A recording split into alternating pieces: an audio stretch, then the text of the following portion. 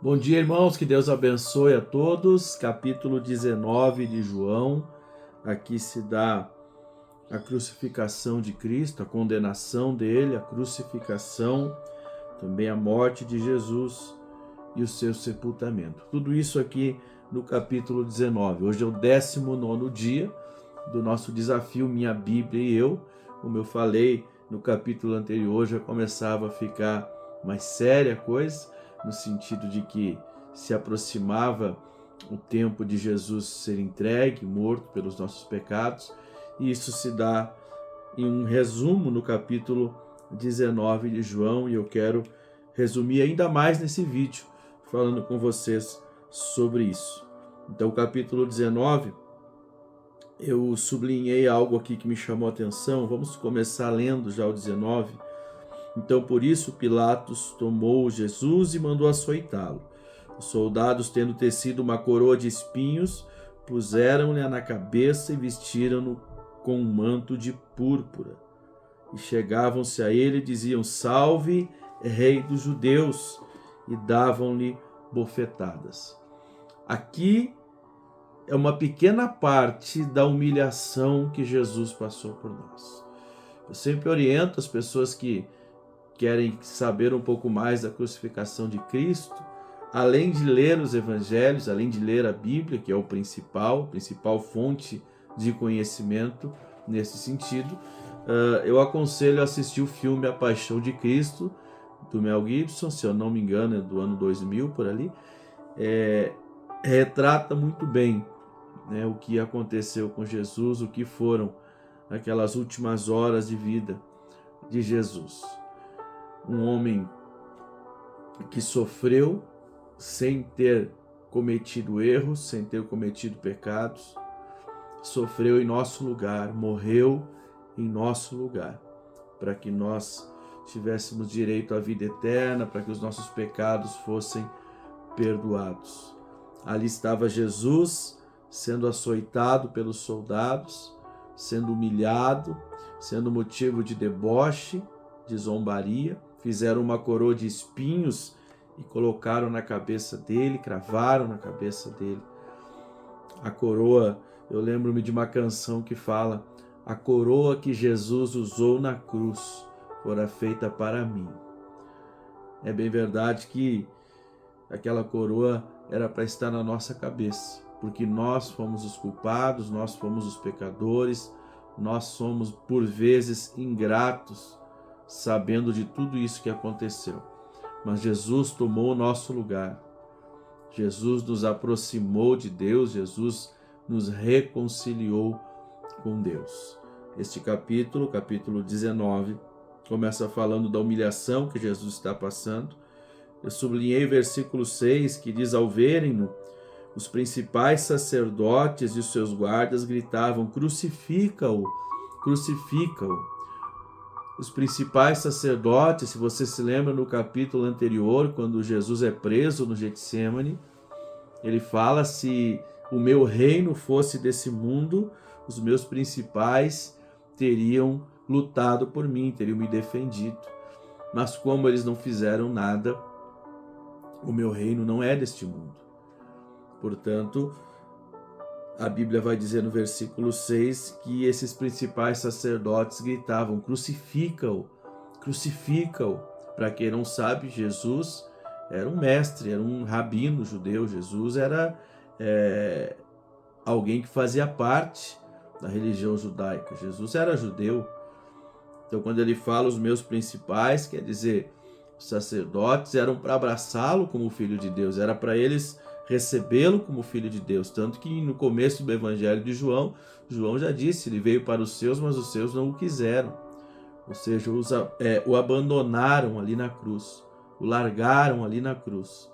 E ele estava ali sendo humilhado, ele estava ali sofrendo, até que colocaram a cruz sobre os seus ombros. Versículo 17 diz: tomaram eles, pois, a Jesus, e ele próprio, carregando a sua cruz, saiu para o lugar chamado Calvário, Gólgota em hebraico. Ele mesmo carregou a cruz da sua crucificação. Ele mesmo carregou aquela cruz pesada de madeira. Se nós quisermos verdadeiramente sermos discípulos de Jesus, nós temos que carregar a nossa cruz. Nós temos que carregar a nossa cruz. Um evangelho sem cruz não salva ninguém. Um evangelho sem cruz não convence ninguém do pecado, da justiça e do juízo, como também nós lemos em um dos capítulos anteriores.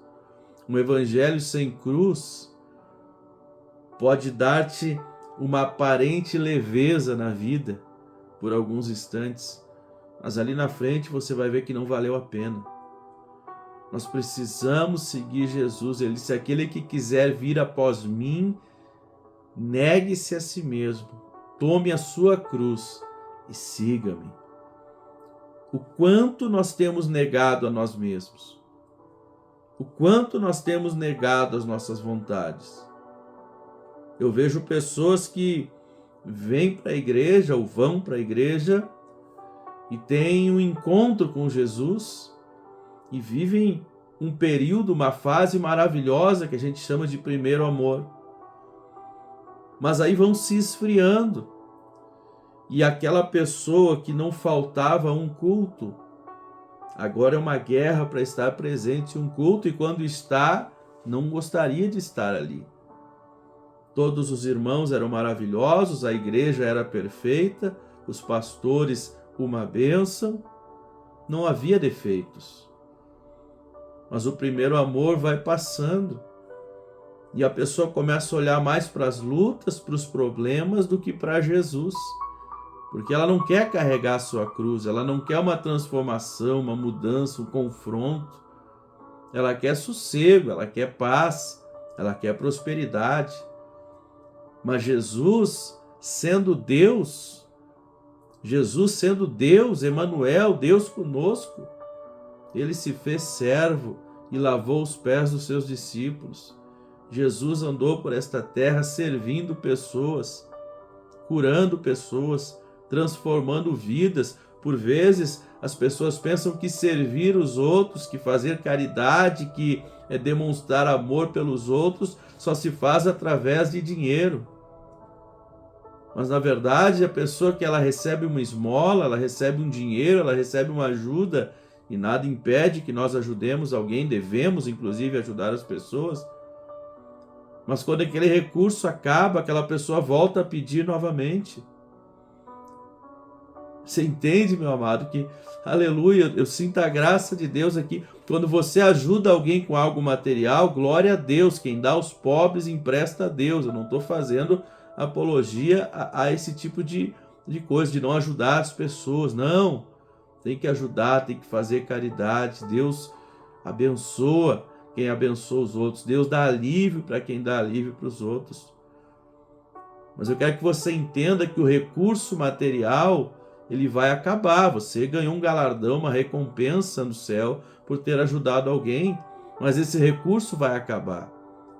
Agora, quando você ajuda alguém com a palavra de Deus, quando você apresenta o Evangelho, quando você apresenta Jesus para alguém, como te foi apresentado Jesus, como te foi apresentado o Evangelho, e todos os dias, e agora nesse momento estou falando novamente para você do Evangelho, você está tendo acesso a uma fonte que não seca nunca, uma fonte que jorra para a vida eterna.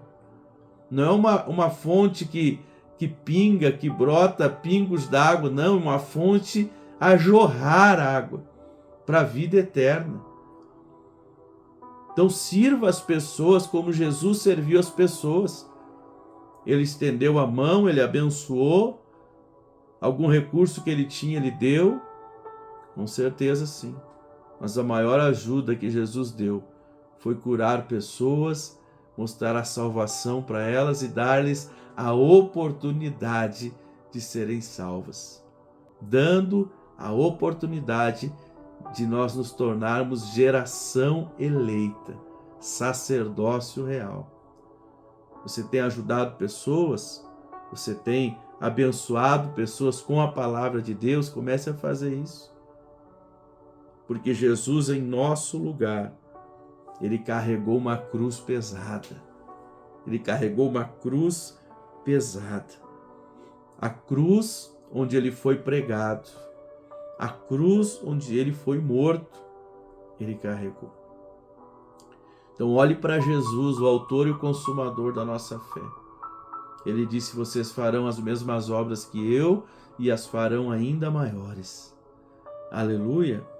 No capítulo 19, fala então sobre a prisão de Jesus, no finalzinho do 18, no início do 19, a condução de Jesus até o Calvário, a crucificação de Jesus, a morte de Jesus. Lá no versículo 30 vai dizer assim: quando pois Jesus tomou o vinagre, disse: está consumado, e inclinando a cabeça, rendeu o espírito.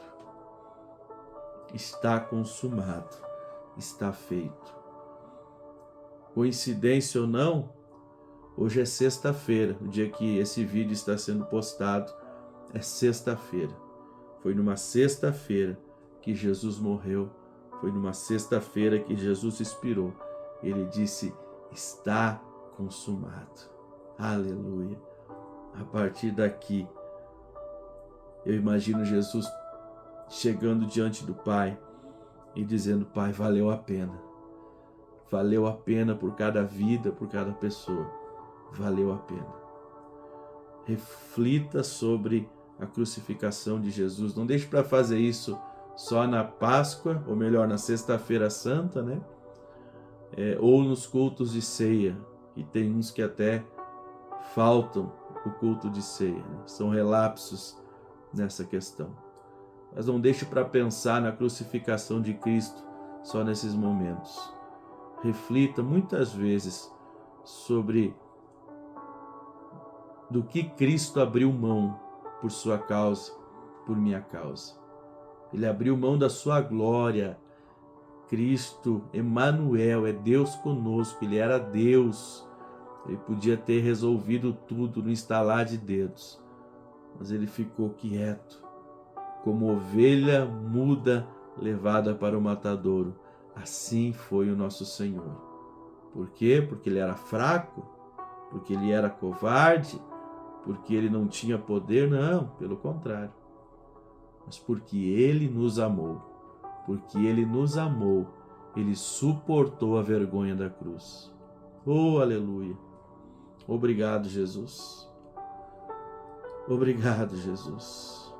Porque o Senhor nos amou, o Senhor suportou a vergonha da cruz. Eu te amo, Senhor, porque o Senhor nos amou primeiro. Aleluia.